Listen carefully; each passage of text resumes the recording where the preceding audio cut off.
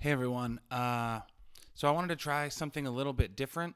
I read a lot of books, and I just really want to talk about some of the books that I've read, the ones that really hit me hard. So the first one, this episode, is the book that I'm going to be talking about is called "So Good They Can't Ignore You" by Cal Newport, and the tagline is "Why Skills Trump Passion in the Quest for Work You Love." So the idea of the book is really about how is it that we find work that we really love? How is it that we find how can we be happy with our jobs, and how can we find meaning in our jobs? Yeah, I guess we'll talk more about those specifics. I've read this. Well, I have it on Audible, so I've listened to it just dozens of times. Well, maybe not dozens, whatever. I've listened to it a lot, and so that's why I wanted to use this for my first version. So again, it's about gaining skills, and it's kind of the basics is passion. That follow your passion isn't good advice. Um, so I thought I'd start out by telling you my story. Uh, when I was when I was 18, when I graduated high school, me and my buddies we really didn't know what we wanted to do, and so like a lot of young kids, we started a band, and we did that for a couple of years.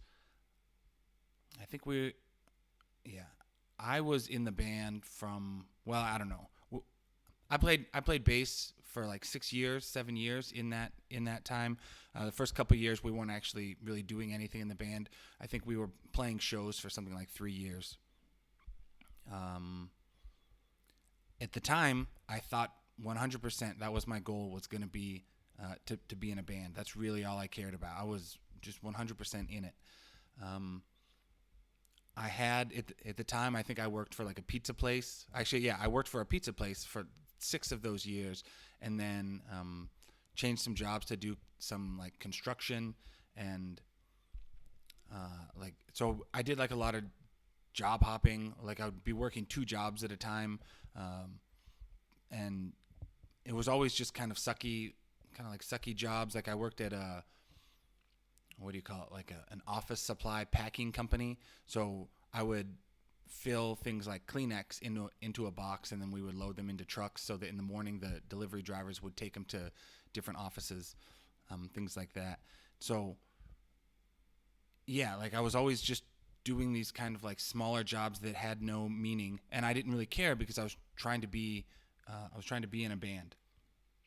Um, and I thought, like I said, 100%. I thought that's exactly what I was going to do.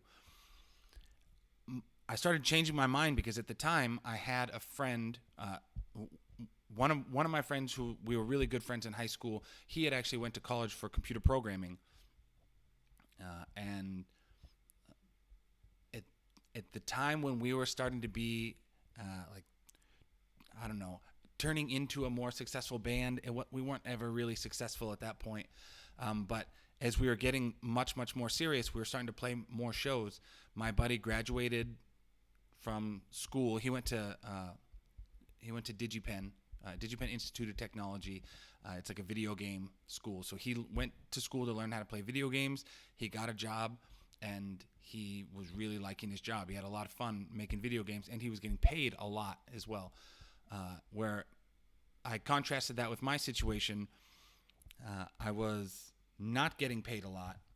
Like I said, I was just working kind of like odd jobs, um, just working like odd jobs, like I said, like pizza shop or construction stuff like that. So I didn't like my job, and I wasn't getting paid a lot.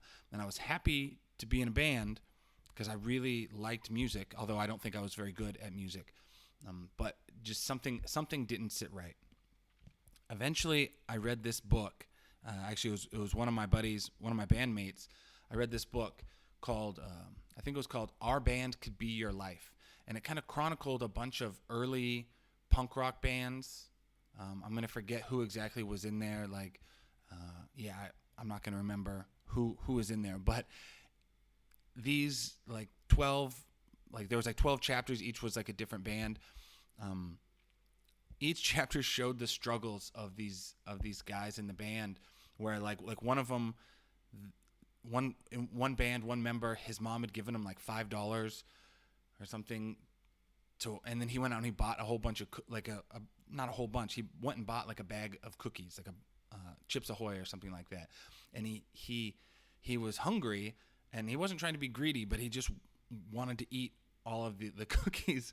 And because they were so poor, he was like hiding in the bushes, eating these cookies. I think eventually like the band guys found out. I don't remember what happened after that, but the point was I kind of realized this wasn't what I wanted to do. Some people might read that and be really, really excited. I read that and I thought, wow, there's hundreds of or thousands of young kids who want to be in bands, and obviously because it seems like a very cool career, especially if you really like music. But there's so much struggle, and that's not to stop other people from trying to do it, but I just didn't think that was for me. I didn't want to be starving, eating having to like hide and eat cookies, like in the bushes so that my friends wouldn't know. So that didn't seem exciting to me. That really wasn't what I wanted to do. And so eventually I went to that same school that my buddy did. I became a programmer. I started doing some teaching. I was able to travel around a lot of Southeast Asia because I was teaching over in Singapore and Korea. And now I live back in America, and I'm just really happy with my career, the stuff that I've been doing. Like I said, that's not to say that if you want to do art, if you want to be in a band, that's a bad idea. That's up to you. But I really like this book because even if that is what you want to do, following the recipes are gonna following the rules in this book hopefully will help you navigate whether you want to be like I said, like a bass player or a programmer. Hopefully it helps you kind of navigate your career, like the thing that you want to do. So I highly recommend this book. This is going to be kind of a summary of the book, but not totally, because I'm going to be mixing it in. Like I'm going to be hitting all of like the key points, but I'm going to be mixing it in with like a lot of the stories that I'm talking about, or like I'm going to be mixing it in with like my own stories. So I think early on in this book, the author, Cal Newport, is giving like a short summary. And so he says, the narratives in this book are bound by a common thread: the importance of ability. The things that make a great job great, I've discovered, are rare and valuable. If you want them in your working life, you need something rare and valuable to offer in return. In other words, you need to be good at something before you can expect a good job. And so, yeah. So he's going to kind of contrast that with passion. But he says, make sure that you become really, really good. So let's see. I thought there was another section here about... okay, well, so I kind of laid out some notes, and I'll be going through them. So that the importance of ability. Things that make a great job great are rare and valuable. If you want them in your working life, you need something rare and valuable. This kind of hits on a point that I used to tell a lot of my students. I would say programming is hard, right? Like nobody expects you to know it, especially like freshmen, like incoming freshmen. A lot of times they would struggle because the first 2 semesters you're just learning so much stuff, and so like it's hard. There's going to be a lot to learn. So you just got to practice. You just got to practice to get good. If you just really hate it, that's fine. But maybe like understand that it's hard in general. It's hard for everybody. So just let those skills come. But the good thing about it being hard is that not everybody is willing to put in that hard work. So you get paid a lot of money. Programmers get paid a lot of money. Some programmers get paid like in just insane amounts of money. And also, in general, the jobs can be pretty good. Not all jobs. I've had some less than great programming jobs. But as you become better, you can pick and choose which jobs you want. You can try to find really good like a really good job, and I think that's where I'm at right now. A lot of my friends are in different stages of that as well, and I think it is related to the skills. And again, I contrast that with my passion of trying to be in a band much earlier. So rule number one, he says, is don't follow your passion, or just in general, follow your passion is bad advice. And that's kind of, I think, controversial right now. And he talks about that in the book as well. But he talks about like one of the biggest, I guess, in 2012, something like, I guess it wasn't then, early 2000s at some point, Steve Jobs gave like a commencement speech at Stanford, and he reinforced that idea of follow your passion. Like it's a common phrase. My dad even said it just the other day. He always heard, follow your passion and the money will come. Or, follow your passion. If your job is your passion, you never work a day in your life, kind of things like that. And that can be true, but the reason he brings up Steve Jobs is because if you figure out, or if you pay attention to what Steve Jobs was doing in like the year prior to founding Apple, it doesn't sound like he was a guy who was actually following his passion. So he kind of lays it out, and I'm going to talk more about Steve Jobs, but he says the passion hypothesis, and that's kind of like the question that everyone is, or the question he was trying to solve when he started writing this book, is like there's this hypothesis that follow your passion and you'll like that's the key to getting a good job. So in his own words, in Cal Newport's words, he writes down the passion hypothesis. The key to occupational happiness is to first figure out what you're passionate about and then find a job that matches this passion. And so he talks about Steve Jobs, right? And so his advice is to do what Steve Jobs did, but not what he said. So don't necessarily listen to that Stanford speech. And so this is from the book. If you had met a young Steve Jobs in the years leading up to his founding of Apple Computer, you wouldn't have pegged him as someone who is passionate about starting a technology company.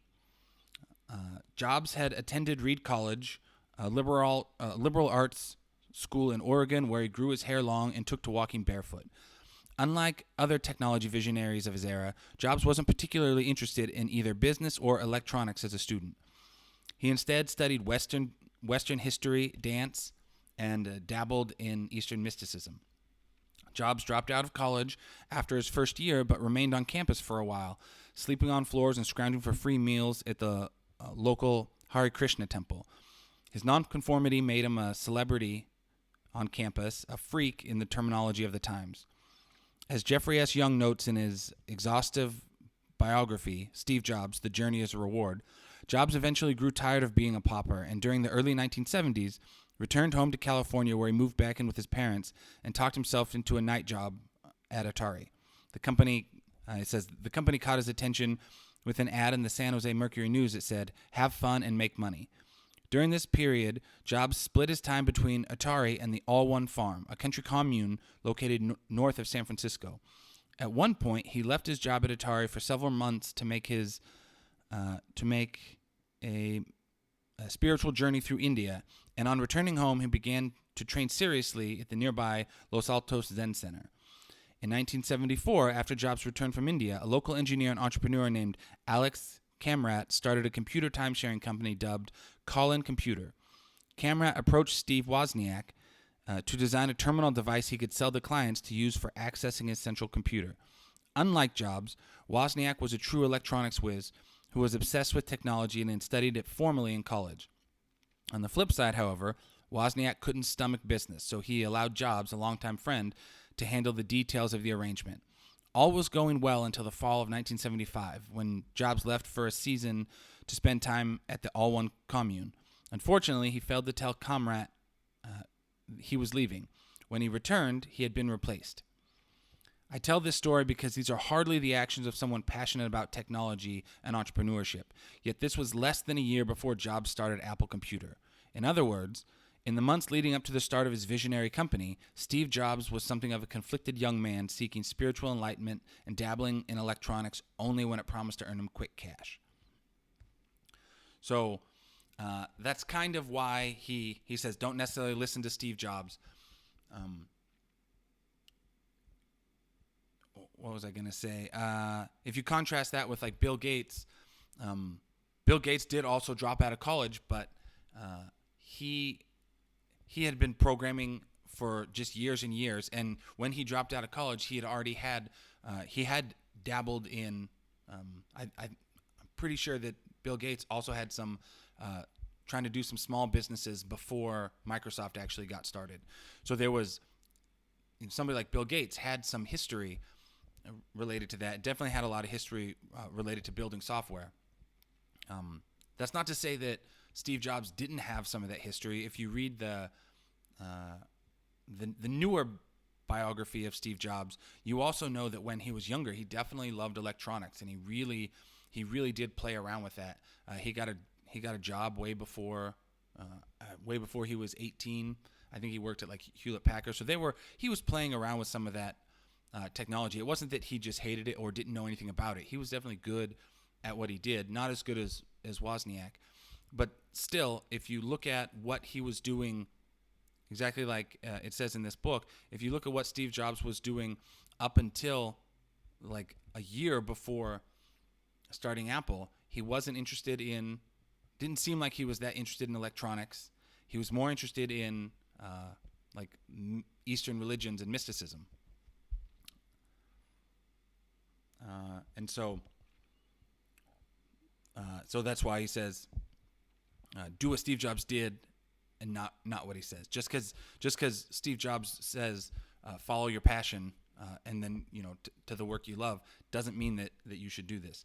And so as part of this rule, there's a couple of, I got a couple of notes here. Oh, I better do it over here. Okay, so that's a bold statement, and so that we shouldn't follow your passion. So we're gonna figure out what he says we should do instead. But he has a couple of like supplemental arguments, not just because he's not just basing it all on Steve Jobs. So the first problem that he found with passion is that passion is rare, and so basically not everybody has passions that can actually fulfill a job. So he talks about there was a so he kind of dug through some archives, and he says when you spend time with this archive, I think he calls it's the Road Trip Nation archives, something like that. It's a video library interviewing different people about how they started their careers. People like Ira Glass, like a radio show host. So he says, when you spend time with this archive, which is available free online, you notice that the messy nature of Steve Jobs' path is more the rule than the exception. In an interview with public radio host Ira Glass, a group of 3 undergraduates ask him for wisdom on how to figure out what you want and how to know what you'll be good at.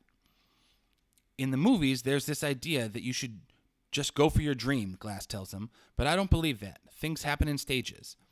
Glass emphasizes that it takes time to get good at anything, recounting the many years it took him to master radio to the point where he had interesting options. The key thing is to force yourself through the work. Force skills to come. That's the hardest phase, he said. And so that's kind of what I was saying to my students, and I mentioned it in the book that I co-authored as well. I mentioned that programming is hard, and actually the publisher didn't like that I said that programming is hard. But I always thought it was good to let people know that programming is hard, so that they don't get shocked. I guess that was always my mentality. I didn't want them to get shocked that, hey, like this is hard for everybody, or it's hard for, let's say, at least most people. But you'll get as you practice more, as you do it more, you're going to get good. And so that's kind of what Glass says. The key thing is to force yourself through the work. Force the skills to come. That's the hardest part. So the problem with passion, or one of the potential problems with passion, is that passion is rare. So he talks about there was a large questionnaire at a Canadian school. So they did a questionnaire of 539 Canadian university students. And it was kind of asking, do these students have passion? And if so, what are their passions? And because he says at the core of the passion hypothesis is the assumption that everyone has passion, like everyone has some passion that they can follow to get a working career, like a happy working career.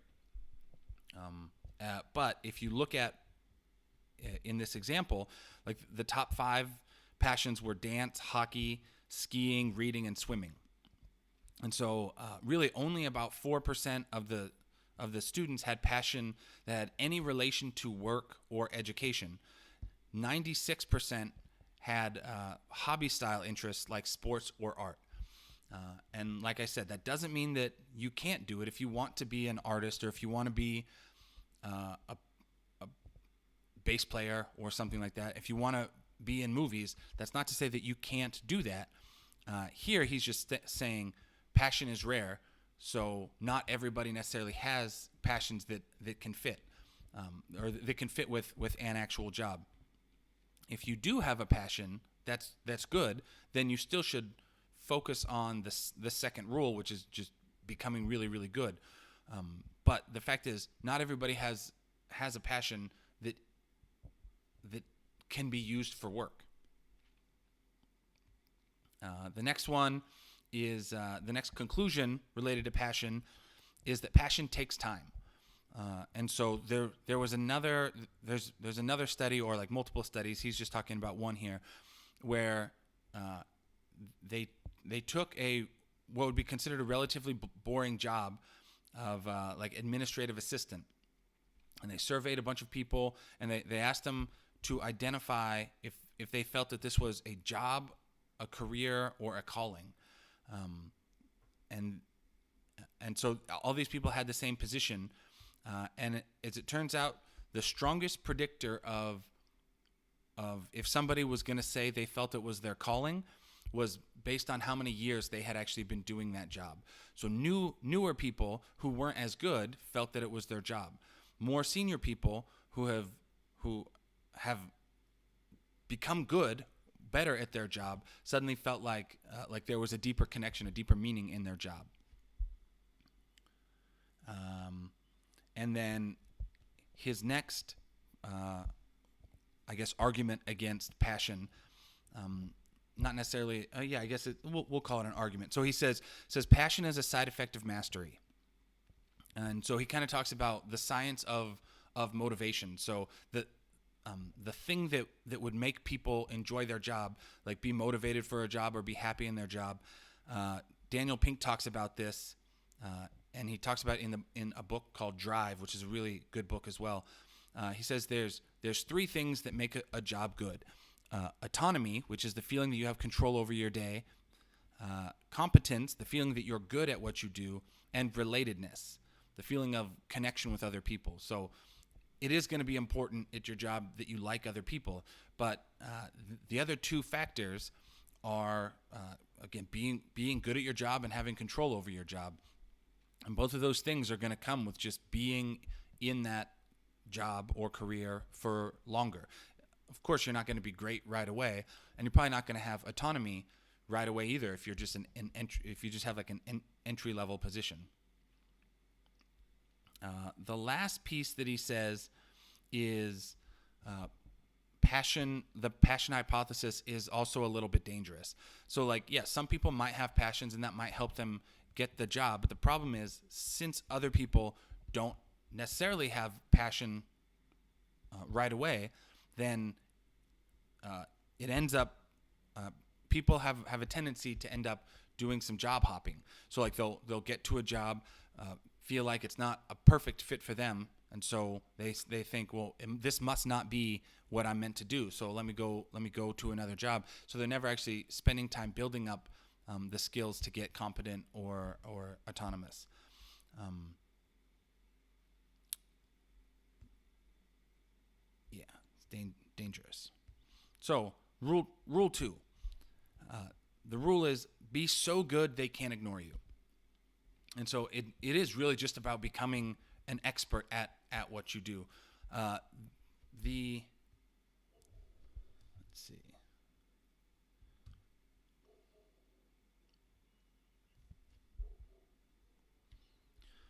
So he says there's kind of two different approaches to thinking about work. He says the craftsman mindset, which is a focus on what value you're producing in your job, and the passion mindset, which is a focus on what value your job offers you.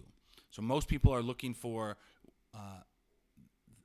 what your job offers them. What are the benefits of this job? Where he's going to say it's better to focus on the benefits of, or like he says it's better to focus on becoming really, really good. So and if you focus on that, you're kind of more focused on getting better at your job. So what are you producing? How are you helping out? I do like that. I think it's if you want to be. I used to tell this to my students too, and two guiding principles. One of them came from this book, and was focus on becoming really, really good, and focus on being really, really helpful. So try to help other people as well within your job or just in life. That's fine. I half agree with the other part related to the passion mindset. It's okay. Well, so whenever I've had a job, one of the things that I have focused on is at least in a piece of what the job offers me.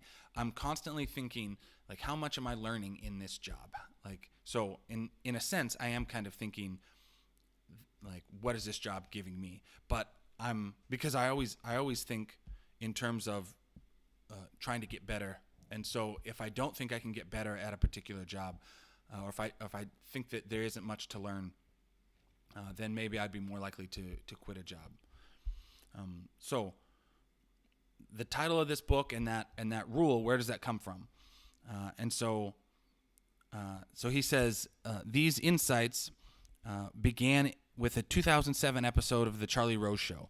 Rose was interviewing actor and comedian Steve Martin about his book, Born Standing Up. They talked about the realities of Martin's rise. He says, I read autobiographies in general, Martin said, and I often got frustrated and say, you left out this one part. How did you get that audition for that thing where you're suddenly working at the Copa? How did that happen? Martin wrote his book to answer the how question, at least with respect to his own career in stand-up. It was his explanation of how that Martin introduced a simple idea that floored me when I first heard it. The quote comes in the last 5 minutes of the interview when Rose asks Martin his advice for aspiring performers.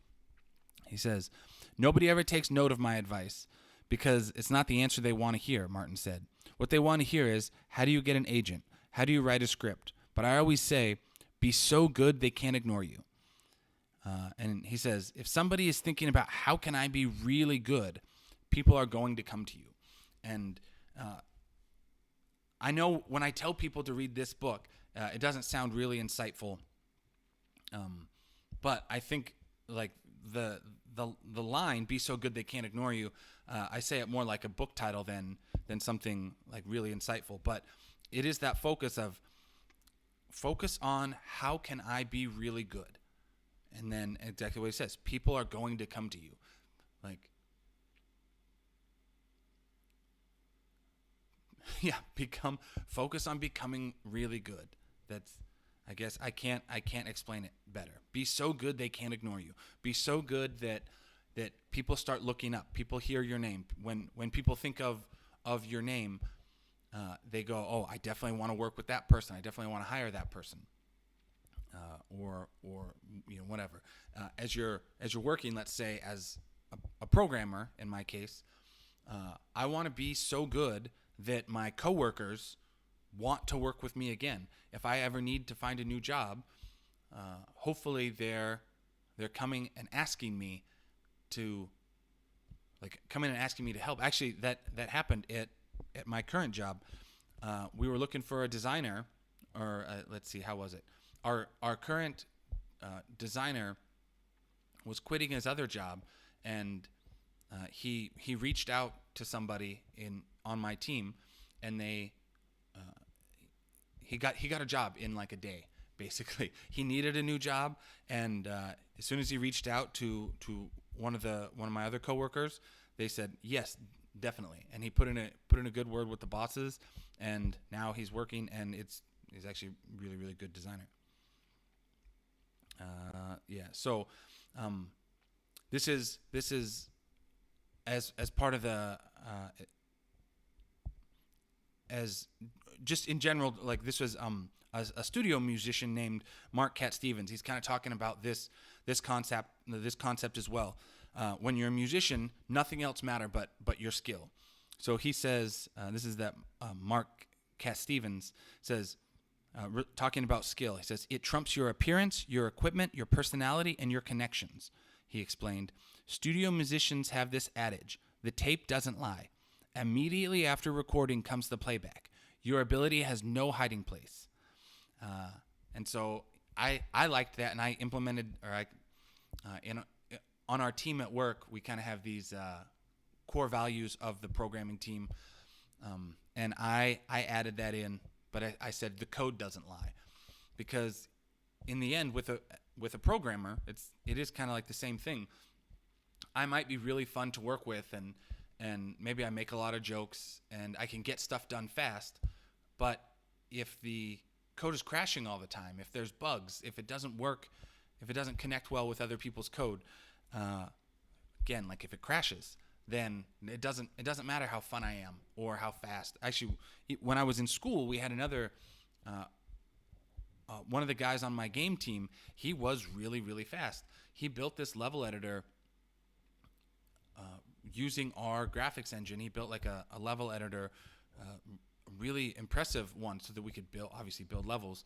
He built it within a week, and we were just so amazed at the fact that he built this. And we were able to make levels out of it, and so it wasn't completely broken, but the fact was it crashed a lot. So you might spend 30 minutes on a level, and that file would just get corrupted. The problem is, even if you're saving the file, unless you're saving as different files, like it might not just crash in the middle of working, because you can always just reload that file. It might have crashed in the middle of saving, which means that file is completely corrupted. And so you might have spent an hour or two or something like that working on a level, and then it just breaks. And so that's just, unacceptable. It was actually horrible working on that. And so I really like that concept of the tape doesn't lie, or the code doesn't lie. Let's see. Yep, tape doesn't lie. Okay, so craftsman mindset, he says it again. Craftsman mindset focuses on what you can offer the world. The passion mindset focuses on what the world can offer you. And so, again, focus on becoming really, really good so that you can, kind of too grand to say what you can offer the world. Focus on what you can offer your current job or your current team. Instead of thinking about the stuff that you're getting, try to be really helpful. Try to be really good. Try to do more work than you can, and you're going to gain those skills. Okay, so the next section, he talks about the economics of a great job. And he says, traits that define great work. So he came up with 3 traits that make a job really good: creativity, impact, and control.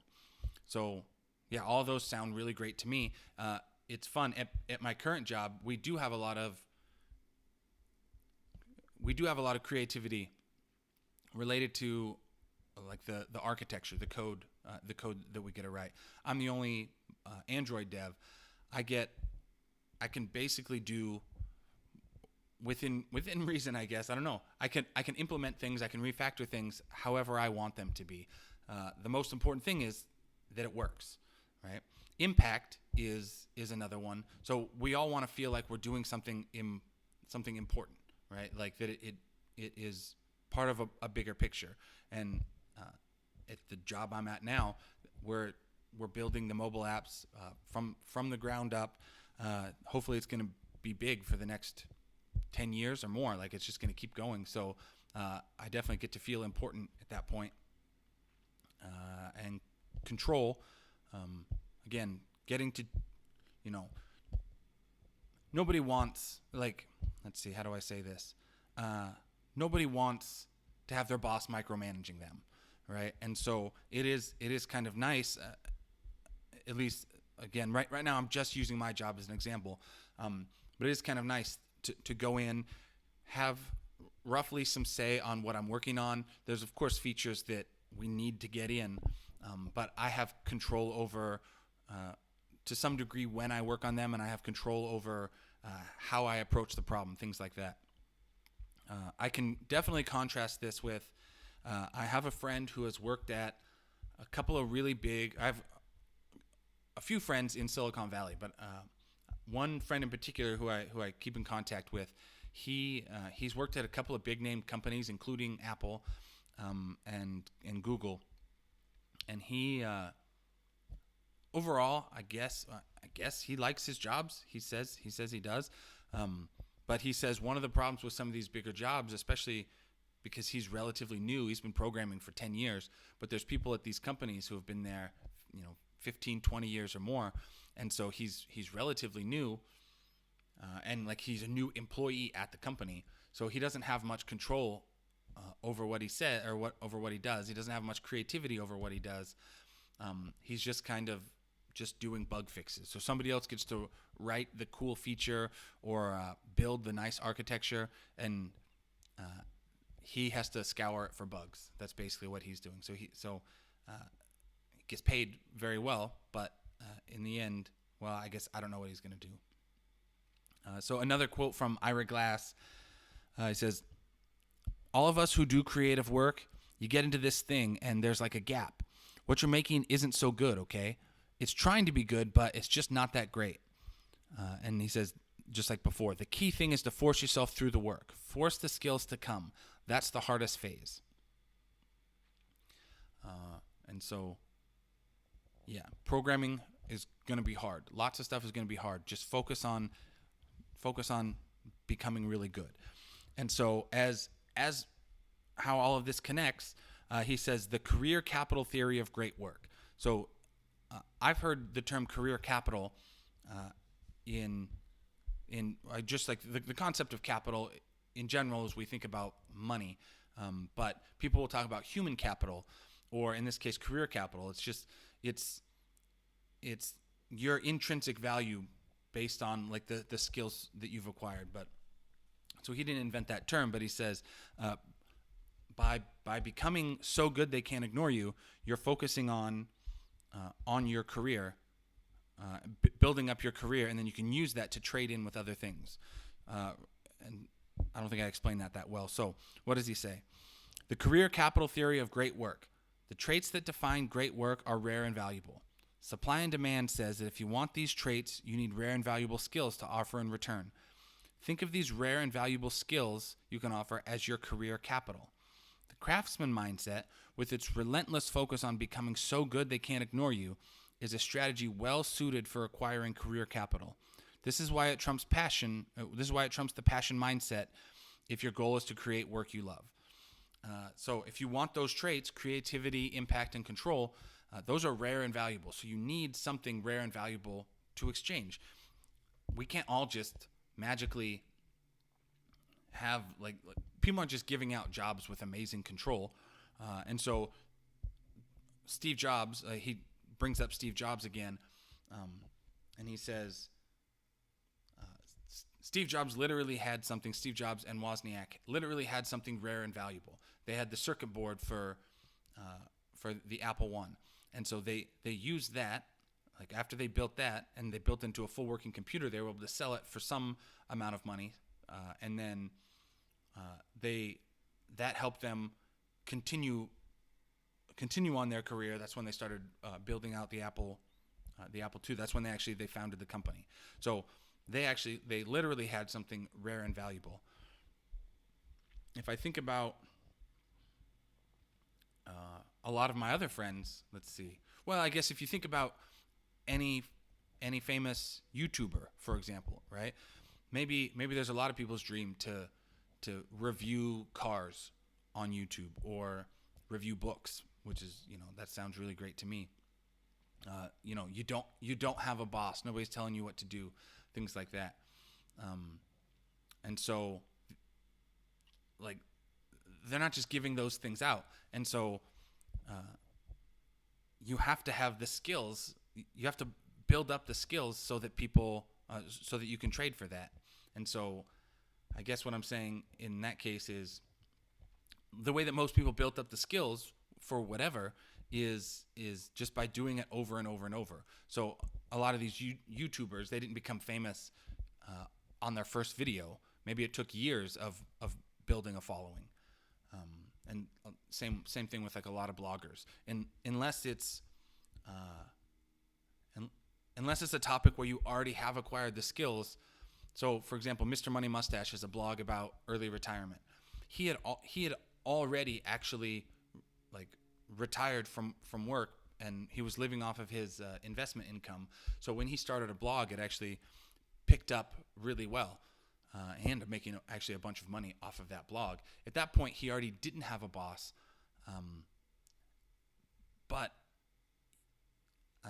it's because his story itself was rare and valuable, and a lot of people really liked his writing, and so both of those things combined made him created a successful blog. I don't know how much he made off of that.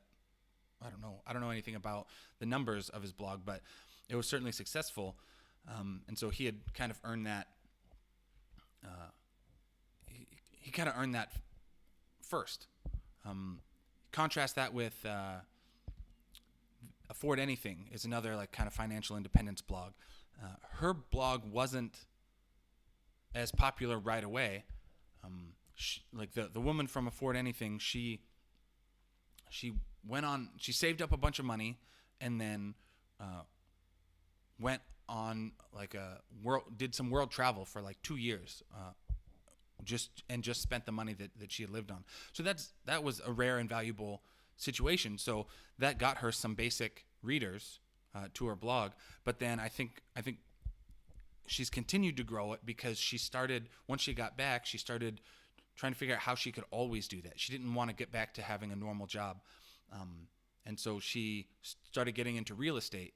And you can actually read over the course, her blog is still going, but you can actually read over the course of this blog how she purchased all these houses and how they her and her partner like fixed them up, and the issues that they have to deal with. She now has a successful podcast as well. So she's definitely her own boss. She could retire if she wanted to, just based on the investment income from her houses. But I'm sure her blog and her podcast are all making a whole bunch of money because that's exactly what she wants to do. She likes the creativity, impact, and control of her job, of her lifestyle. And it was a little bit more difficult for her compared with. I'm guessing that it was more difficult for her compared with Mr. Money Mustache because he was already retired and he had that story already laid out that people were interested in. She built it up as she was going, and she's still building it up. But I mean, they're both incredibly successful because now they both have rare and valuable things to offer.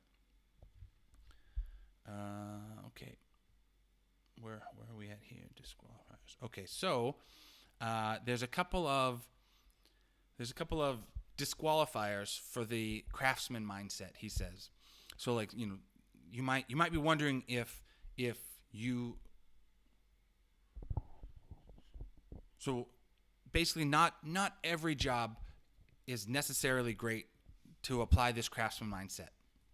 And so he came up with three three situations that you might want to think about quitting your job. And so the three things are: number one, the job presents few opportunities to distinguish yourself by developing relevant skills that are rare and valuable. Two, the job focuses on something that you think is useless or perhaps even actively bad for the world. Or three, the job forces you to work with people you really dislike. So if your job is any of these things, then, if your job has that first disqualifier where you can't gain skills or it's difficult to gain skills, then you're not really going to be able to apply the craftsman mindset anyway. If it's one of the other two, if you think it's useless or bad, or if you don't like the people you work with, it's going to be hard to stick around and gain those skills. And I know from my own standpoint, the reason that I have quit my jobs are mostly number one, and in one case, partly number two. So the reason I quit being a teacher is actually like a really great situation where you could build up that career capital. And Cal Newport is actually, he got his, maybe I'm wrong on this, he got either his master's or his PhD from MIT, and then now he's a professor at, I think, Georgetown University in computer science as well. So as a teacher, there is potentially a lot of chance to gain these rare and valuable skills. One of the problems, and I feel like I did that I was teaching for 7 years.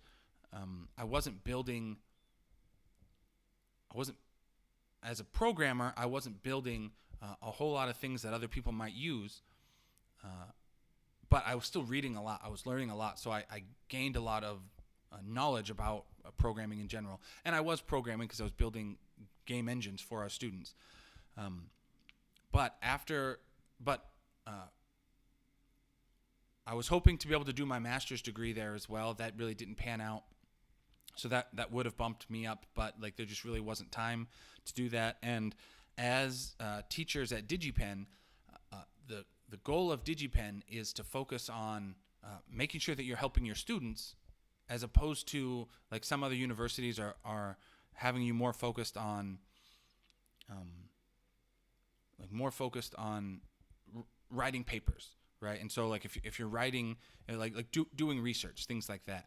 And so we didn't do that at DigiPen. Like I said, we just focused on helping students. So I did get really, really good.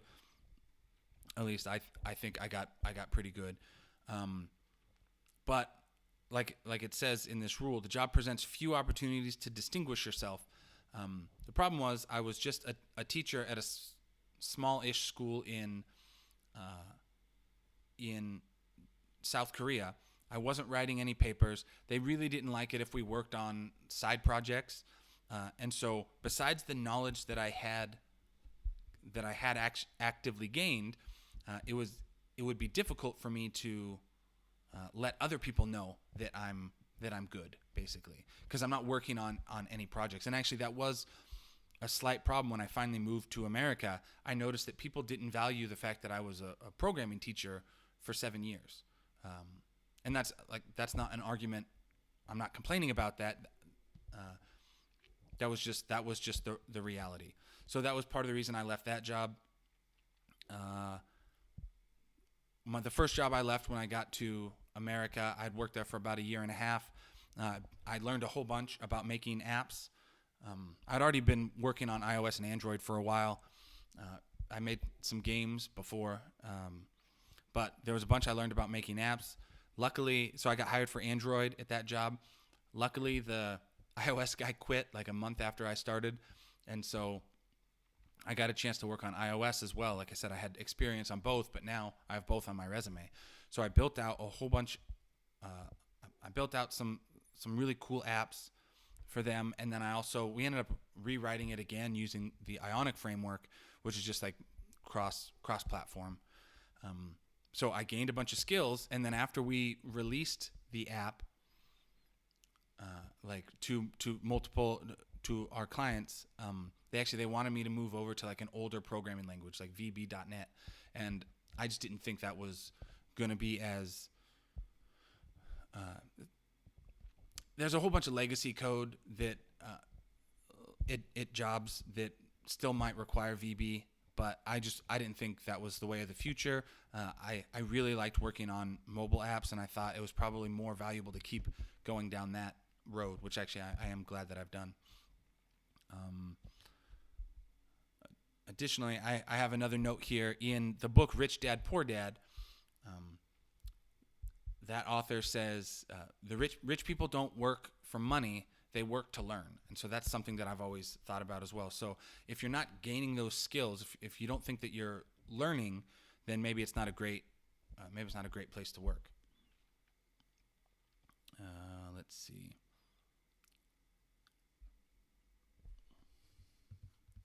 Okay, so he then talks about a couple of people who built up their skills, and so he's kind of leading into like, what's the best way to build up your skills? And so let's see.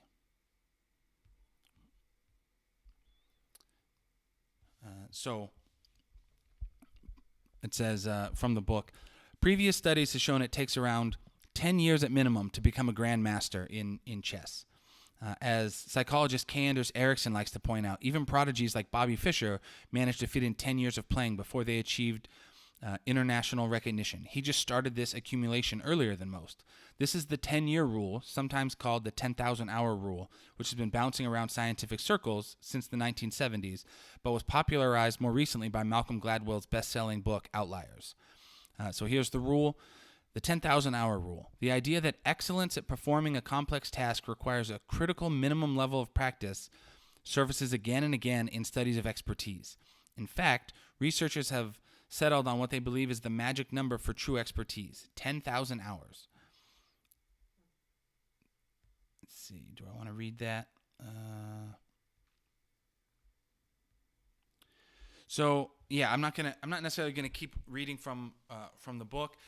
There's a concept he mentions it here in So Good They Can't Ignore You, but that psychologist K. Anders Ericsson, he came up with this concept of deliberate practice. And so the idea is that you're actually, I'm trying to remember. I don't remember if he actually came up with that or not.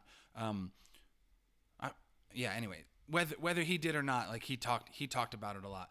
The idea is think about skill growth as kind of like different circles. You want to be in the middle, or just like different levels. You want to be constantly stretching your skills. So if you're maybe your job is a programmer and you're just doing really basic stuff every single day, like day in and day out, maybe you don't need to be stretching your skills. You can just come in and do the work and just not really have to focus on it. Eventually you'll be good, but it will kind of peak. Your skill level will kind of just level off. I don't want to say peak. It will level off. Same kind of thing. I played bass for, like I said, like 6 years, and I was decent, but I wasn't always trying to stretch myself. So like playing the same songs over and over isn't what makes you better. The thing that makes you better is stretching your skills. On the other side of that, if the challenge that you're doing is too large, then it's not really going to help you anyway. Because if it's just if it's so far beyond your skills that you don't even understand, then it's just not really going to work. And so you want to be deliberate practice is doing that work, doing the practice that is just at the edge of your skill set, so that you're always learning and studying more. I used to tell this to my students. The entire curriculum for let's say a school like DigiPen was designed to be that way.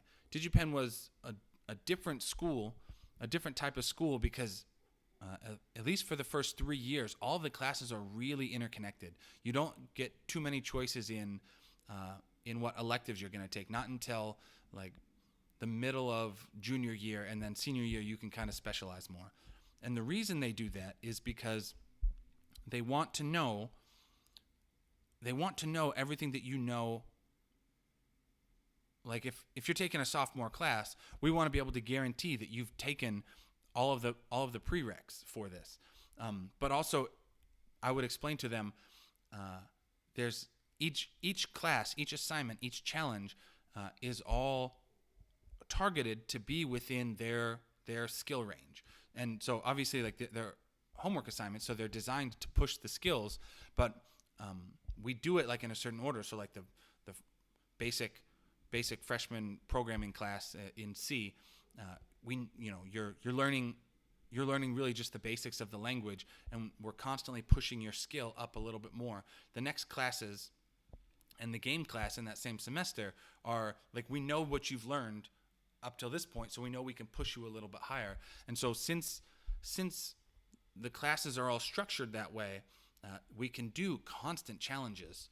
Every class hopefully is a constant challenge, and then by the time that you're a junior and then eventually a senior, you can we allow you to specialize. You can do more like physics classes or more hardcore graphics or architecture classes, something like that. So you can specialize. Hopefully those are still challenging for you. But yeah, like that's kind of the goal, is that you're always stretching yourself. Here we have from the book: if you just show up and work hard, you'll soon hit a performance plateau, which is a plateau beyond which you fail to get any better. To successfully adopt a craftsman mindset, you have to approach our jobs with the same way this guy Jordan Tice approaches guitar playing, or Gary Kasparov his chess training, with the dedication to deliberate practice. And so, really interesting, related to skills and deliberate practice, even though these people didn't make it up. Everyone kind of thinks that Mozart was a genius, right? People might think that Bobby Fischer was a genius as well, because he was so young, and he was like, at the time, he was the youngest grandmaster at chess. But just like it got mentioned before, Bobby Fischer, I'm sure he was smart, right? But he also just started playing at a young age, and his parents kept finding him teachers that would help push his skills, and that's why he was able to do it so young. Related to chess, there's this story of the Polgar sisters.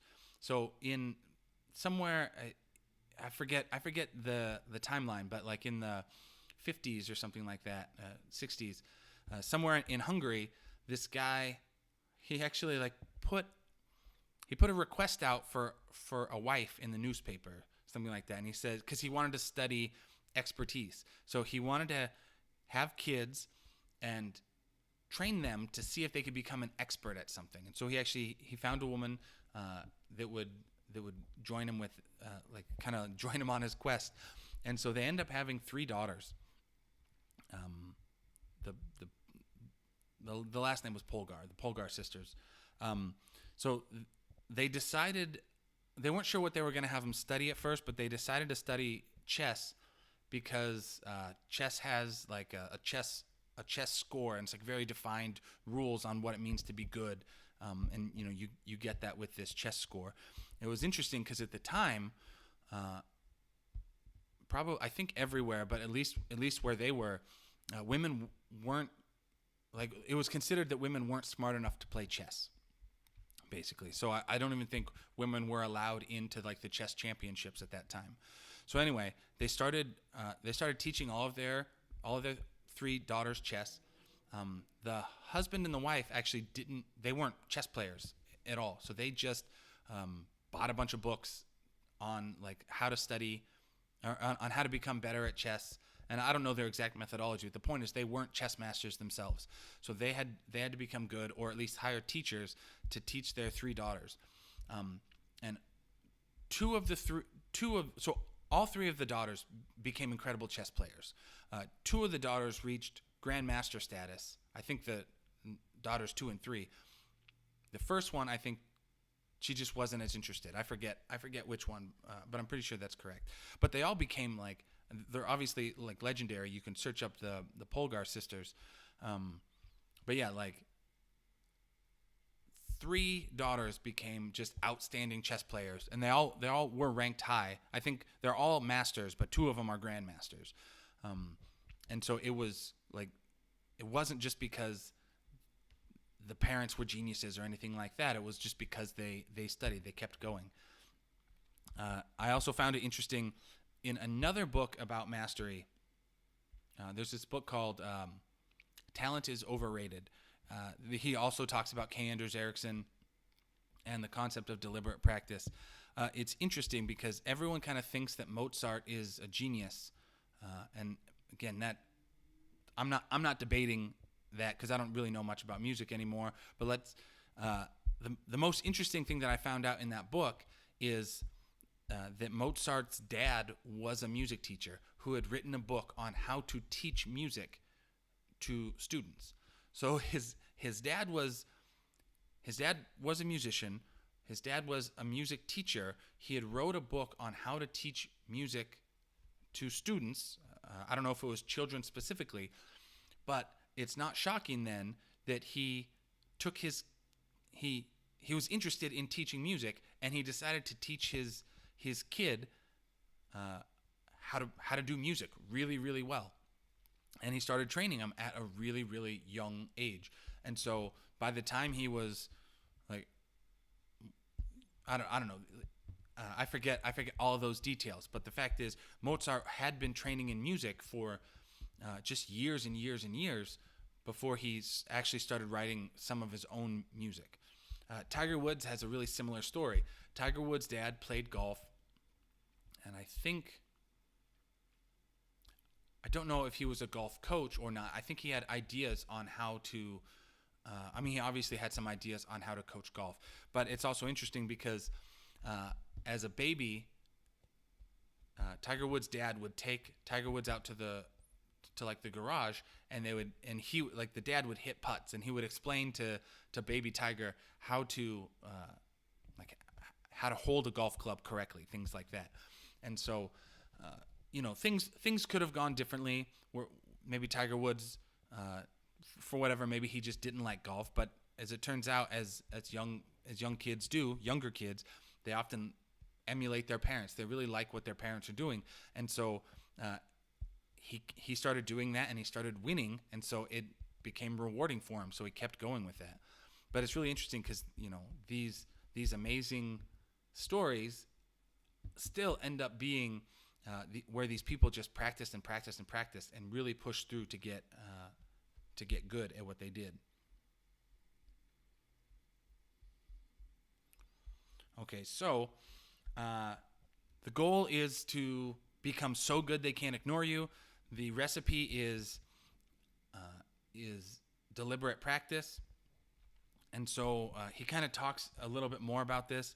So he has this subsection, the 5 habits of the craftsman, because there's a couple of things that you need to think about as you're trying to find a job that you really, really like.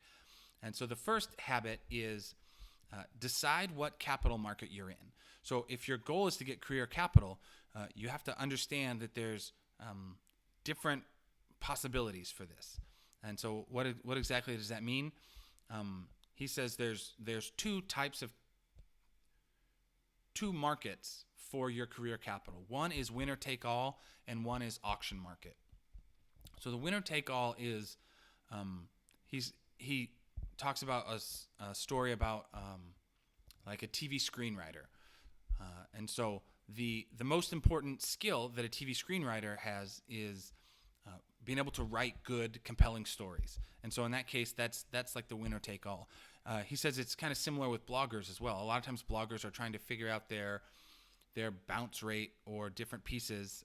I don't know much about blogs, but he says the most important thing that you have to think about is is writing content that people care about, writing content that people want to hear. And that's why first of all, that's why it's winner take all. If you take someone like Mr. Money Mustache, he was a good writer, but he had that story that people wanted to emulate. It helped. It really did help because he was funny. But it's winner take all because compared with some other bloggers, like if I start a money blog, I'm not retired, so maybe nobody cares what I'm doing anyway, but Mr. Money Mustache, his blog is going to get so much higher of a percent of the people than mine. Like, really nobody cares about mine anyway, no matter how much I tweak the colors and the theme and stuff like that. And the majority of what I'm trying to say is the majority of the customers looking at personal finance blogs are going to be going to one or two blogs. They're not. There's a chance I could try to get some of that trickle, but really probably nobody's going to pay attention. And it's the same kind of thing. And actually, I think the woman said it, Paula Pant from Afford Anything. She had talked about that as well. She used to just kind of write smaller articles with like catchy taglines, but she started focusing more on articles. Like she spends more time per article trying to write articles, like blog posts that people can actually use, that people actually want to share. And so that's kind of like the winner take all market. The auction market is a little bit different. Auction market is, I would say, it's more like programming, where of course being a good programmer is important, but what does it mean to be a good programmer?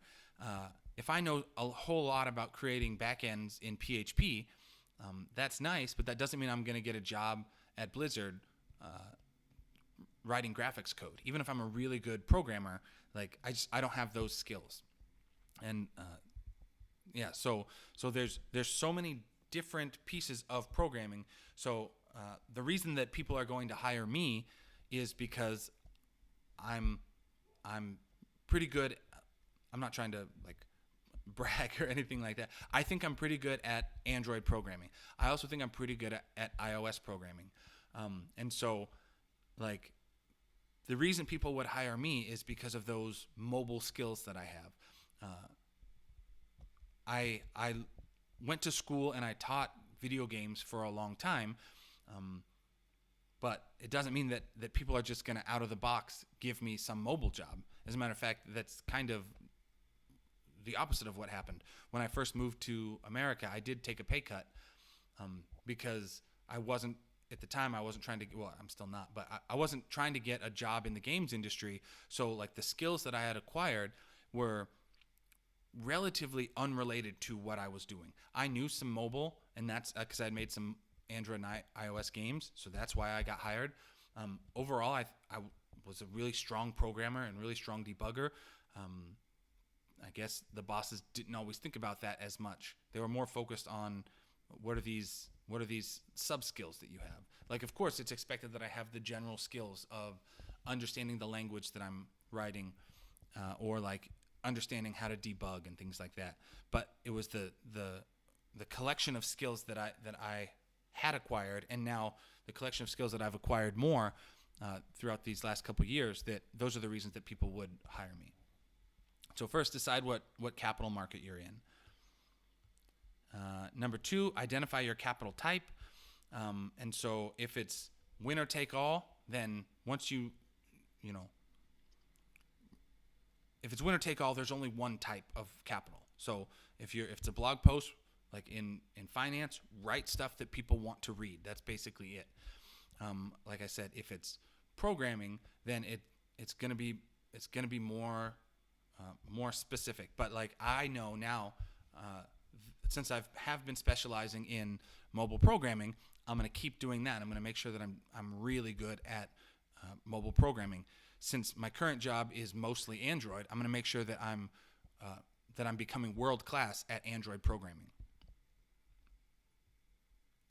The next step, or the next habit, is defining good and doing your best to become good.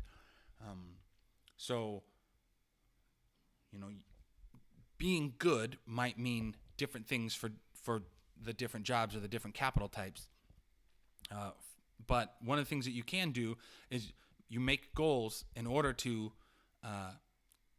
get good. Deliberate practice requires good goals. And so things like chess or guitar playing might be a little bit easier to define what good means. Things like programming can be a little bit harder. You should always be stretching yourself.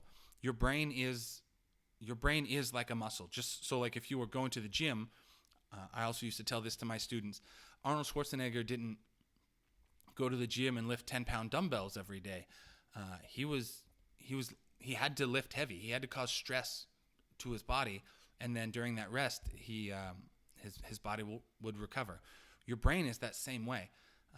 As I spent a lot of time learning and a lot of time programming, and I know that feeling of when you're programming something that you're not quite familiar with, and it's a stretch, and your brain kind of doesn't want you to do it,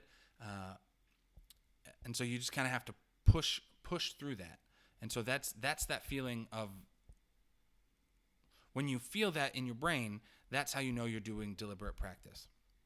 So in general, you should have some goals. So doing things like building a website or building an app. If you're really trying to stretch yourself, again, maybe you're building an app and trying to make it better, trying to improve. There's a lot of challenge websites like HackerRank.com or CodeSignal that are really good. I mean, those are exactly deliberate practice. Those challenges can be difficult.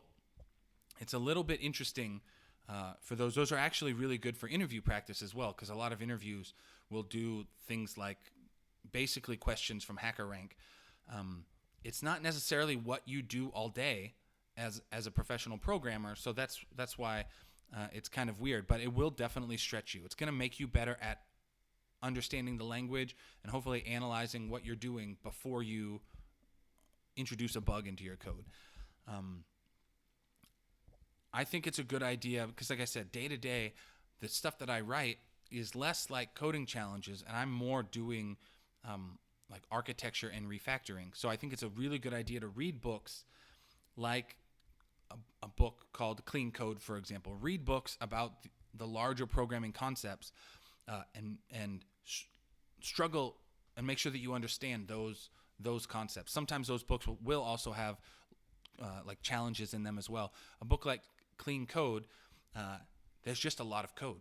And he says at the beginning of the book, there's a lot of code we're going to go over. We're going to go over the bad version, and then we're going to talk about it. And he says, I want you to try to figure out how you could make it better. So doing things like that in order to stretch your brain. I remember reading about Steve Wozniak, the guy who he was actually the engineer for the Apple I and Apple II. When he was younger, they couldn't afford computer chips. When he was younger, he loved electronics, but they couldn't afford computer chips from like magazines. So he'd draw them out on paper, and then he would try to build circuits. He would try to build the things he would see in magazines and like the electronics magazines. He would try to build it, but just by organizing these pieces of paper. And then he would, just for fun, see if he could build it with fewer chips, or see how many different ways he could build it, or build it with fewer chips, or things like that. And so that's exactly right there is also another like deep practice or a deliberate practice concept, because he's trying to get better all the time. I used to tell my students when we'd be doing some basic, like we'd be learning assembly, and like maybe on a test they'd have to write some assembly code, like write it down by hand, and I would tell them, I say, hey, I did this in, let's say, 13 lines of code. If you can do it in less lines of code, I'll give you bonus points, something like that, to try to encourage them to. It helps me grading it actually as well. So there was like some selfish motivation there. It helps me grading it, but also it's stretching them to hopefully do something beyond their ability. I would also give them, a lot of times we'd have these automatic graders so that I could grade all of my students programmatically, but I would also have these like timed challenges as well. And so I would print out my times for whatever, like if we're running a function or something that we wrote, I would have, as part of the output, I would have the time that my program did, and I would say the same thing. How close can you come? Can you get to my time? Can you beat my time? Don't be double. If you're double my time, like if you're twice as slow as me, then let's talk about it. So like they might build it once, but then stretch their skills to try to to see if they can get things better. And then the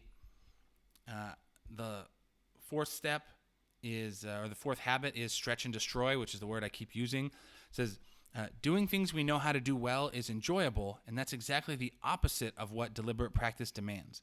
Deliberate practice is, above all, an effort of focus and concentration. That's what makes it deliberate, as distinct from mindless playing of scales or hitting of tennis balls that most people engage in. So the idea is you have a very specific goal for that hour or that practice session, and you're trying to hit that goal. So it's not just fun. That's basically it. It's not fun. The fifth habit is to be patient. So in that same interview with Steve Martin, he says, I thought if I he's talking about how he would learn the banjo. He goes, if I stay with it long enough, then one day I'll have been playing for 40 years, and anyone who sticks with something for 40 years will be pretty good at it. That's basically it. Be patient, because those skills will come. It might take a while. The more you practice, hopefully the faster it will come, but it does just take time. Okay. Rule number 3 is turn down a promotion or the importance of control. So the most important thing about a job is, or the number one trait, we said that there was the 3 traits: creativity, impact, and control. He kind of argues in this book that the most important one is actually control over the things that you work on, and control over just in general your day. So he talks about a couple of different people who have some really nice jobs, and he talks about some people who don't have jobs. But I know I've talked with, let's see, do I mention it here? I'm looking at my notes now. So that's kind of why he says turn down a promotion. The problem is, as you get good, and he kind of sums this up. As you get good at your job, you're probably going to get promoted, which is more responsibility. That might be a good thing for you if you're acquiring that career capital, but like your job is going to try to lock you in more, when maybe the thing that you want to do is actually get more control over your working day. Let's see. So okay, so control is nice. He talks about 2 control traps. And so he says the first control trap is it's dangerous to try to get more control in your working life before you have enough career capital to offer in exchange for it. And so this is where, connected with Rule 1, you have to try to get career capital. That control is rare and valuable, so you're able to exchange your career capital for more control, which he says equals a better job. The problem is, let's see. So here he kind of talks about one person. Says, Jane understands the importance of control. She was a talented student who earned top 1% scores on her standardized tests and attended a competitive university. But she was also unhappy with following the traditional path from college and into a steady, well-paying job. Her vision for life was more exotic.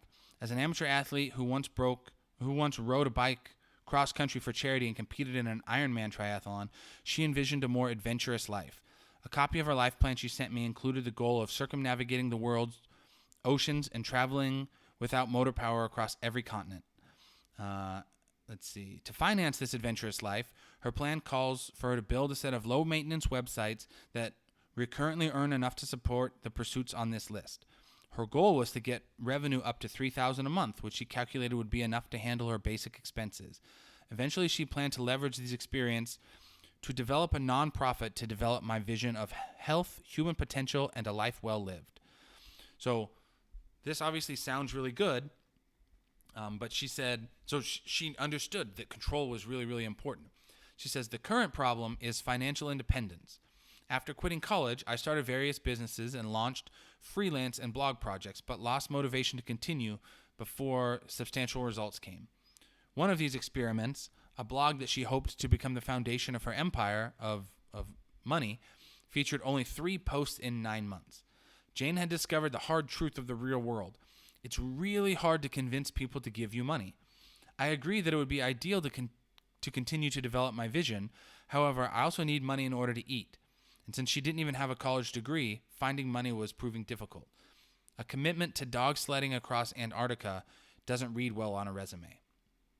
So that first control trap, control that is acquired without career capital is not sustainable. So I saw this a lot while I lived in Korea. I met a lot of great people over there. There's a lot of English teachers. There's a lot of foreigners, like Americans and like people from Australia, people from Europe, who go to Korea to teach English there. And they kind of want to do that same thing, that overarching plan of, building low maintenance websites or things like that, to just lead an adventurous life. Part of the problem was they didn't really have skills available. I had a lot of friends. I still try to keep in contact with some where they, after living in Korea for 4, 5, 7 years, they said, okay, I guess I got to go back to wherever, my home country, and start my life now. So it was really fun. They did have a lot of control, but eventually, it wasn't sustainable. They said, I got to go back and start my life. One girl, I think she was having a great time in Korea. She moved to Japan. It was harder work over there, and then she eventually moved back to California somewhere, and she just did HR. She was just an HR person. That doesn't mean that that's a bad job. That's not what I'm saying. But that wasn't her goal. And I saw a lot of her posts. She does a blog, and I saw a lot of her posts. At one point, she was talking about learning to program and trying to get a job at Google, but she wasn't a programmer at the time. And as far as I know, she's still just kind of jumping from job to job. Actually, now that I think about it, that girl really reminds me of the passion mindset. Some of my band friends that I talked about before as well. Nothing wrong with doing the band. There's nothing wrong with pursuing art, but it does make it difficult at the very beginning, because even if you're really good at guitar, there's a lot of people who are really good at guitar. So you have to write really catchy songs that are going to hit people. If you don't, if you're just mediocre, you're actually probably just going to float to the bottom. And so it just makes life more difficult at the beginning. And that beginning might be 10 or 15 years or possibly 20 years. If you keep at it, it is possible that you could become a star, or even if you don't care about being a star, you could make that your career. I'm not trying to say that that's what you shouldn't like.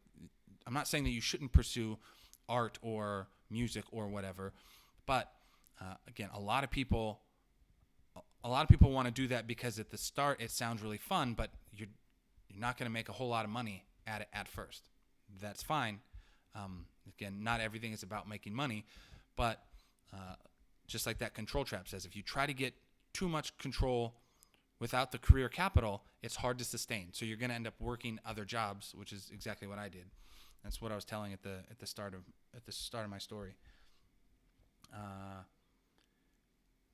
Let me contrast that with my wife's story. My wife is Korean. She grew up in Korea. For whatever reason, she got in her head that she wanted to do art. She kind of attributes some of that to her dad. So she went to an art middle school, and she went to an art high school, and she was and eventually an art college. She was valedictorian for 3 years. I guess something happened that 4th year, but the point is she was really good. She was studying fine arts. She had it in her head that she wanted to run her own art academy. And so in high school, she actually was, I'm fairly certain it was like her last year in high school, she got hired by somebody else to be the teacher at an art academy. The her boss didn't know anything about art and just had money, so they wanted to start a business. And so my wife happily agreed to this. She was all of the talent at the academy. It was just a small academy, only one teacher, a few dozen students throughout the week, something like that. But she used that. Besides being a good artist, she knew that she needed to understand the skills of what it meant to actually run the business. And so that's it. She was not the owner, but she was the operator and she was the teacher. So she did that for a couple of years. Somebody else was paying her to learn how to manage her own academy. She saved up enough money and eventually started her own academy. And that owner was obviously very sad because that was all of her skill. Plus a bunch of the students ended up following her. And so anyway, my wife ended up starting her own art academy relatively young. I forget how old she was. Early 20s, like 20 or 21. And she ran that for 7 years until we moved to America. But again, like that contrast that, like she worked hard. She was great. She was a great artist. She knew she had to earn. She knew she wanted to run her own academy. She wanted that control, but she didn't just try to jump in. She even took that job in high school, even when so that she could learn how to actually manage an academy, and so that worked out well for her. Let's see. The control trap number 2, is kind of the opposite. So the other control trap, because control seems really nice, the point at which you have acquired enough career capital to get meaningful control over your working life is exactly the point when you've become valuable enough to your current employer that they will try to prevent you from making the change. And so that's kind of why he says turn down a promotion, right? The better you get, the more likely, like your boss or whoever, like your company is going to want you to reinvest in them, so they're going to pay you more and give you a promotion, things like that. But you have less control, at least control over your own working life. Let's see. When I worked construction, so here's an example of a guy who got promoted and he was less happy. When I was working construction before I started programming, I had this boss, and we would ride to the job sites with this. Or he wasn't my boss. He was a coworker. He'd been doing it for like 15 years. And he had a lot of opinions about the boss. He really didn't like the way the bosses managed stuff. He thought it could be done better. We would talk about how, bosses only care about like the end result, that they were overloading the workers, which whatever, like normal job complaints. And then the main boss quit, and that guy I was talking with got promoted. Once he got promoted, he implemented the exact same strategies, or he kept implementing the strategies that the bosses were doing now. So he was making more money. I'm guessing he was making more money. He may have had more credibility, like career capital, but I think he had less control now. He was now stuck in the office instead of going out to the jobs, like being in the sun or whatever, which maybe he liked, but I don't. The best part about that job was being able to drive around, stuff like that.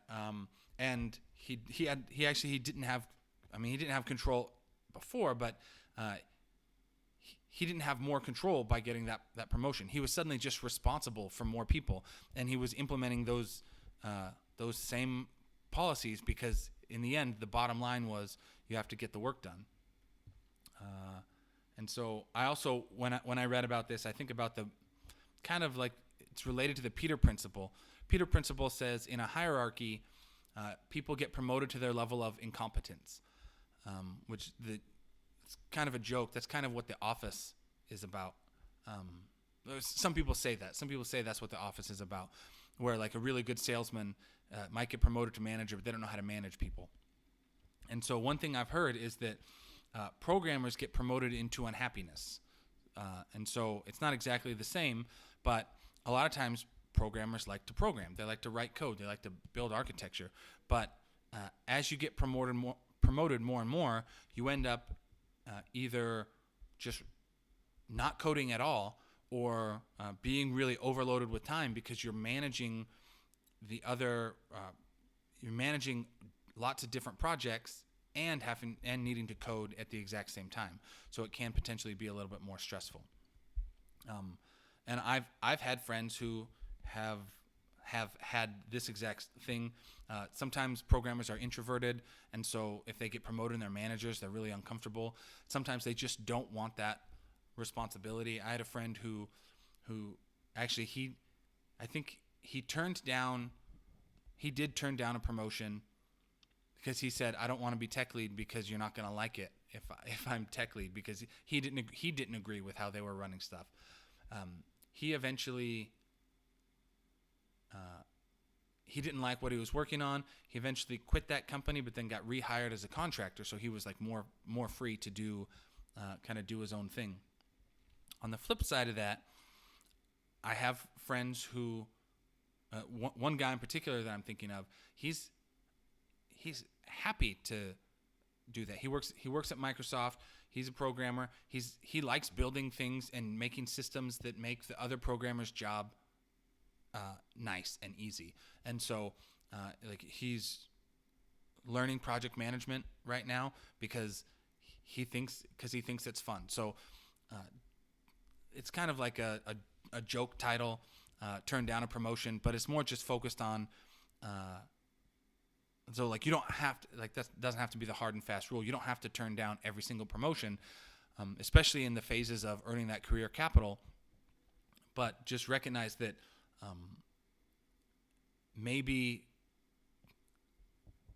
just recognize what you're trading for any promotion. That's kind of what they're talking about.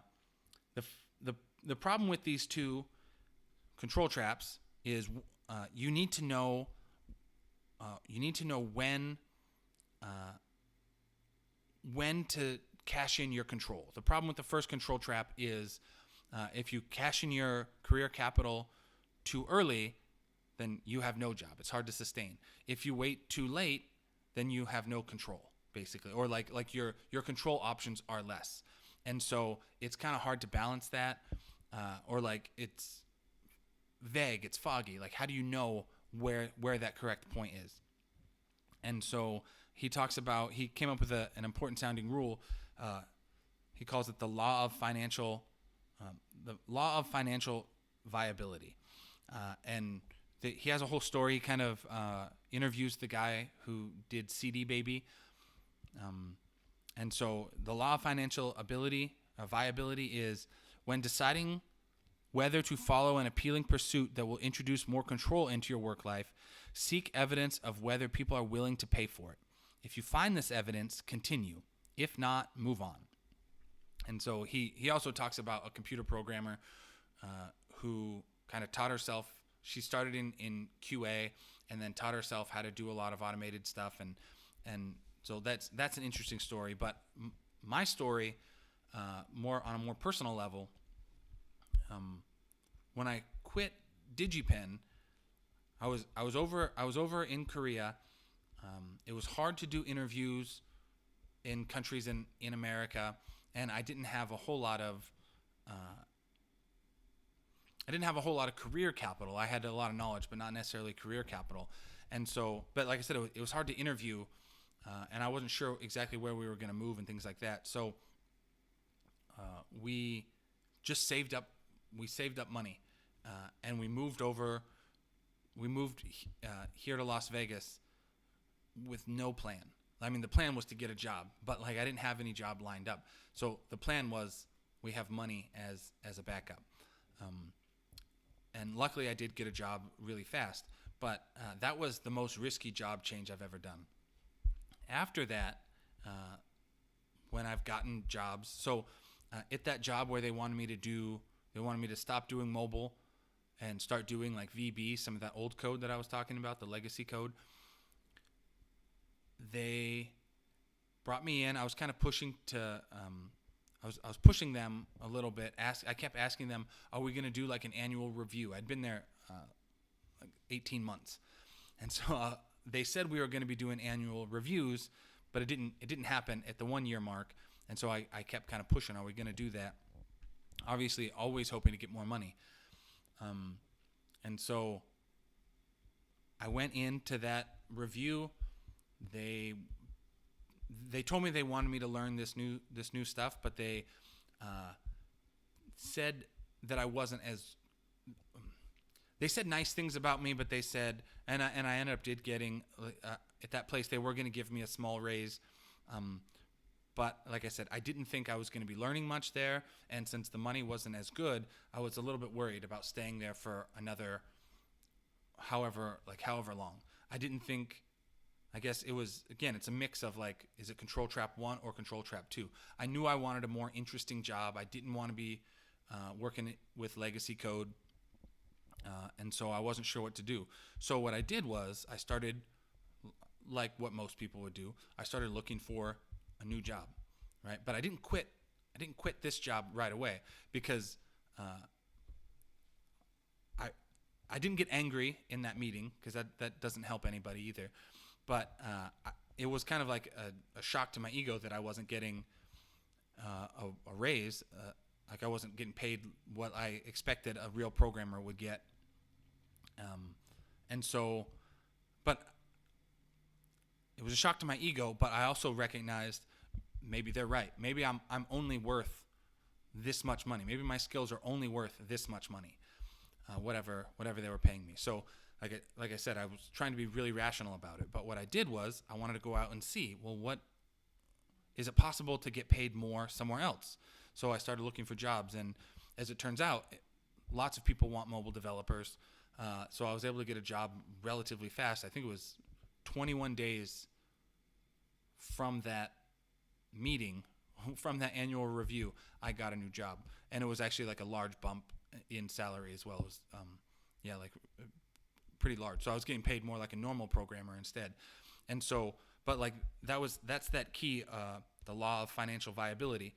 I didn't just get angry at my boss and quit, right? Because it's very possible that my skills weren't as good as I thought. So I made sure that somebody was willing to pay me before I made that jump.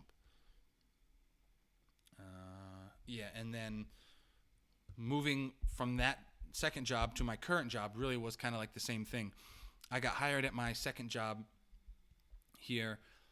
Originally hired as an Android developer, but like the day that I started was like the day that the iOS guy quit. So I was actually managing both mobile projects, and that was actually kind of a different realization to me as well, because I wasn't panicked. I knew that I could do it. And so that kind of gave me a boost in confidence. I worked at that place for a while, but that was the way their processes were. I didn't feel like I was going to be learning as much, even though I was managing these projects with a lot of users. There wasn't a lot of things that they wanted.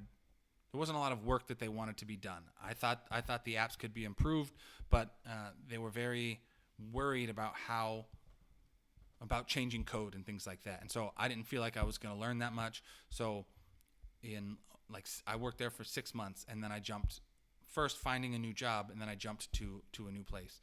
So I made sure that somebody was willing to pay me before I made any kind of career moves. Okay, real quick, because I think this has been going on for a while. The last rule that he has is think small, act big. And it's about the importance of mission. So it's harder for me to talk about this exactly. I really like programming, but I don't know if I have a mission that connects all of my. Let's see. So let's see exactly what he says. The power of mission. So in the book, he says, to have a mission is to have a unifying focus for your career. It's more general than a specific job and can span multiple positions. It provides an answer to the question, what should I do with my life? Missions are powerful because they focus your energy towards a useful goal, and this in turn maximizes your impact on the world, a crucial factor in loving what you do.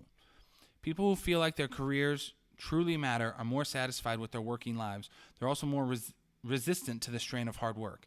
Staying up late to save your corporate litigation client a few extra $1 million can be draining, but staying up late to cure an ancient disease can leave you more energized than when you started. Perhaps even providing the extra enthusiasm needed to start a lab volleyball team or tour with a rock band. That's kind of talking about some of the people he interviewed in the book. His question was, how do you get a mission in your life? And the short answer is, he says, missions require capital. So you need that career capital in order for people to let you do that. Either starting a YouTube channel, so you can always start it, but getting paid to do something on YouTube or a blog or not have a job at all, you have to have some capital, either the fact that you've earned viewers or you've done something in the past that people actually are interested in. So like if you're already a good programmer and you're trying to teach new people how to program, hopefully people are interested in that, which is actually what I'm doing already. Let's see. And the other part related to that is, so mission's hard. You need to be good, but the other question is, how do you think up an idea for a mission? And so let's see. He says, he kind of talks about this concept of, there's a book called Where Good Ideas Come From. He talks about the concept of where good ideas come from.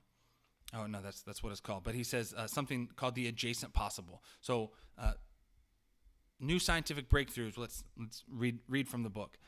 He says scientific breakthroughs, as we just learned, require you to first get to the cutting edge of your field. Only then can you see the adjacent possible beyond, the space where innovative ideas are almost always discovered. Here's the leap that I made pondering one of the people in the book. So he says, around the same time I was pondering this theory of innovation. A good career mission is similar to a scientific breakthrough. It's an innovation waiting to be discovered in the adjacent possible of your field. If you want to identify a mission for your working life, you must first get to the cutting edge, the only place where these missions become available. And then in hindsight, these observations are obvious. If life-transforming missions could be found with just a little navel-gazing and an optimistic attitude, changing the world would be commonplace. But it's not. Instead, it's quite rare. This rareness, we now understand, is because these breakthroughs require that you first get to the cutting edge, and this is hard. The type of hardness that most of us try to avoid in our working lives. He says, the alert reader will notice that this talk of getting to the cutting edge echoes the idea of career capital.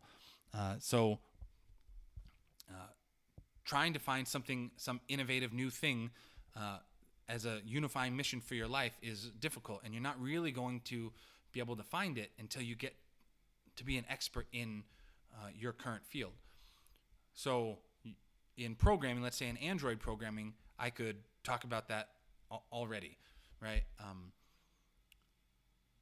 So maybe there's some tool, not even just app, but maybe there's some tool out there that I could write that would help a lot of Android programmers do their job better, right? Maybe I can improve the Android community as a whole, something like that. The problem is, if I don't know what's already out there, and if I'm not an expert at seeing what's already out there, what's good and what's bad, then I'm not really going to be able to fulfill that mission, basically. That's the adjacent possible. So missions, he says missions require capital. He also says missions require little bets. So the term little bets comes from a book by Peter Sims called Little Bets.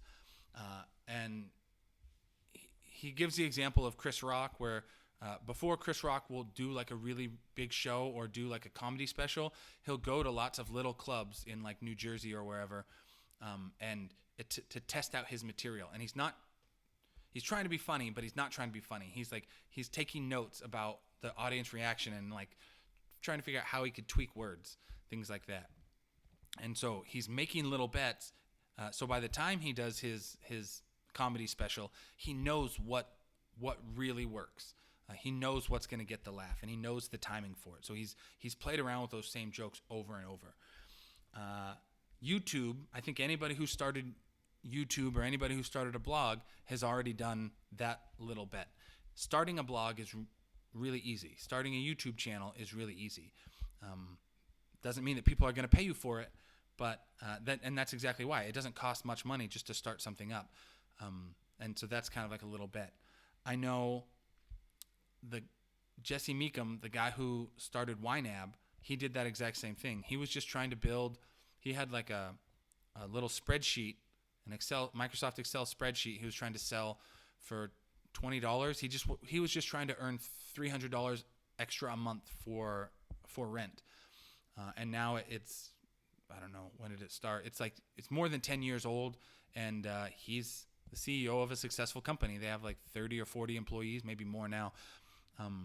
And so, but it started out as just that little bet. He wasn't trying to jump all in and do a business or anything like that. And actually, I think he even said he probably should have quit his full-time job earlier because he was already making money. At some point, he was already making money with YNAB. But he did that little bet, and he was waiting until he found out that people were willing to pay him as it grew more and more. And then the last one is the last piece related to a mission is that missions require marketing. And so he talks about, he kind of interviews a couple of people who used marketing, but right there, it is still related to blogs and YouTube. You might make an interesting YouTube channel, but if people aren't willing to remark about it, and so that's why he says like, he talks about Seth Godin. Seth Godin wrote a book called Purple Cow, and he contrasts the world is filled with brown cows, so nobody really says anything when they see a brown cow, but if they saw a purple cow, they definitely tell people about it.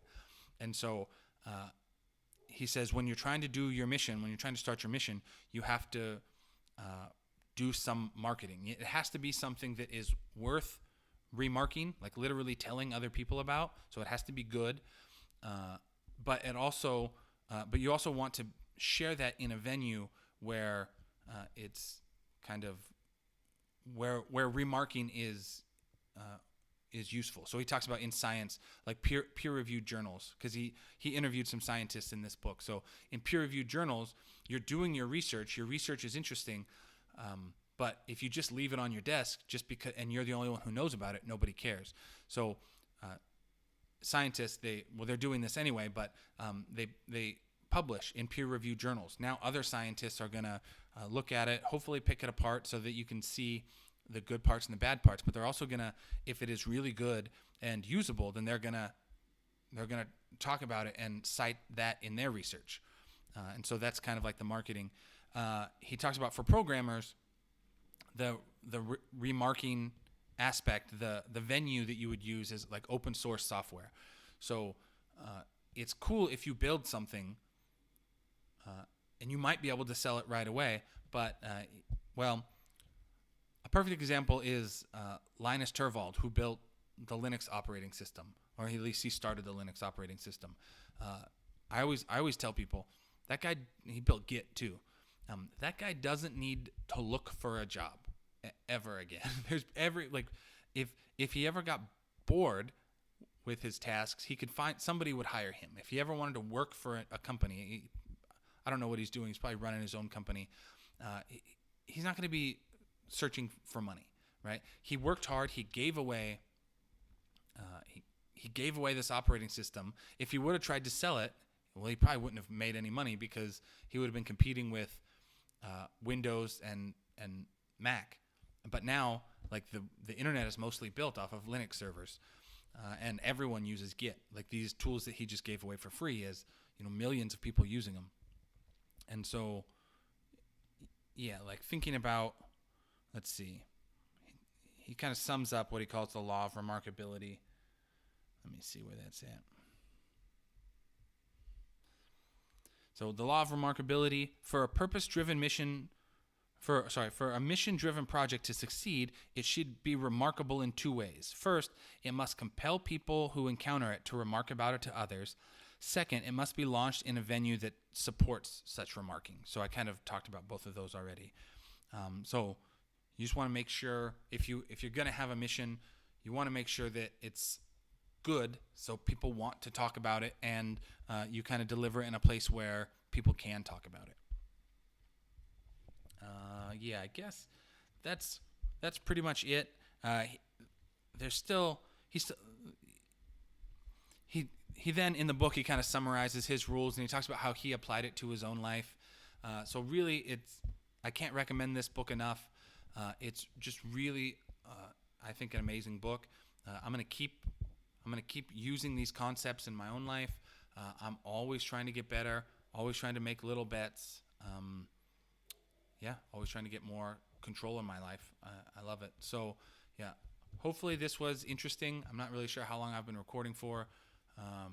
And if I do it again, I don't know if I'll do it this long or not. It just depends on the book. Anyway, I'll see you next time.